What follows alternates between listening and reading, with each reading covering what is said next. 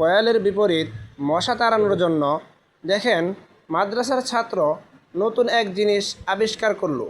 তারা নাকি এইভাবে মশা তাড়ায়। মানে বিপরীত কয়েলের বিপরীতে এটা কাজ করবে। কি করতে চাইতেছে কয়েলের বিপরীত আমরা দেখতে পারি? দেখাইতে পারবো আমাদেরকে? হ্যাঁ, দেখতে পারেন, বসেন, দেখেন। আমি এখানে কিছু দিয়েছি, তারপর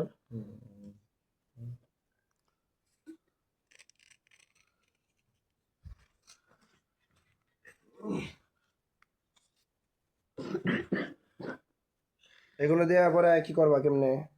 আমি এগুলা দিয়ে সুন্দর করে মিক্স করবো। মিক্স করার পর তুমি একসাথে করতেছো, তাহলে কি একসাথে করলে মশা চলে যাবে? না না, এটা একসাথে করলে মাত্র চলবে না। এটার সাথে এই কাগজটার সাথে আমি লাগাইতেছি, দেখেন। আমি লাগানোর পরে কাগজটার সাথে সময় আমি একটু আগুন ধরাবো। আগুন ধরার পর এটা কয়েলের মতনই এটা হবো, দটা কয়েলের মতনই বাড়বো। মশা তাড়ানোর জন্য এটাই সঠিক বুদ্ধি কাজে লাগাইতেছি। ও, মানে এটা তোমার ব্রেন দিয়ে করতেছো নাকি? হ্যাঁ, এটা আমার নিজের থেকে, নিজের অভিজ্ঞতা দিয়ে আমি করতেছি।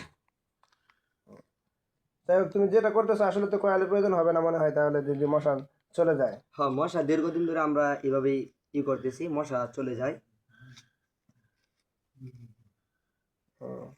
তাহলে আচ্ছা, আমরা দেখি তাহলে তুমি কিভাবে মশা তাড়াও।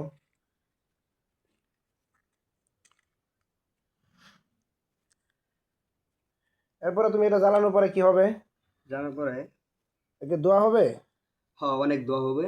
এই কয়েলের থেকেও এটা বেশি দোয়া হবে। ও, কয়লা থেকে বেশি ধোয়া হবে, তারপরে?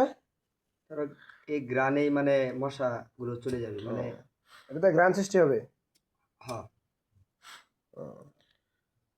কই ধোয়া তো ওঠে না এখনো। তো এই দেখতেছেন যে দোয়াটা উঠতেছে, হ্যাঁ হ্যাঁ, এখন ধোয়া উঠতেছে, ঠিক আছে। যে এটাই মানে মশা তাড়ানোর জন্য যথেষ্ট পরিমাণ কাজ করবে। ও, এই যে আমি এখানে থুয়ে দিলাম, পাশে থুয়ে দিলাম, এটাই মানে চলে যাবে। হ্যাঁ তাই তো, কথা তো সত্য দেখা যাচ্ছে। এই যে একটু ছাত্র ফালাফালি কমে কমে গেছে, লড়াচড়া, মনে হচ্ছে তাদের ওই একটু নিরাপদ হচ্ছে, মশার আক্রমণ মনে হয় কমছে। যাই হোক ভাই, আমরা হয়তো অনেকে ভাবি যে মাদ্রাসার ছাত্র মেধাহীন, দুর্বল, তারা কোনো কিছু বোঝে না। যে দেখেন, একটা ছাত্র যে বর্তমানে এই মুহূর্তে কয়েল নেই, কয়েল না থাকার কারণে সে নিজের ব্রেন দিয়ে, বুদ্ধি দিয়ে সে কি করলো, কয়েলের পরিবর্তে একটা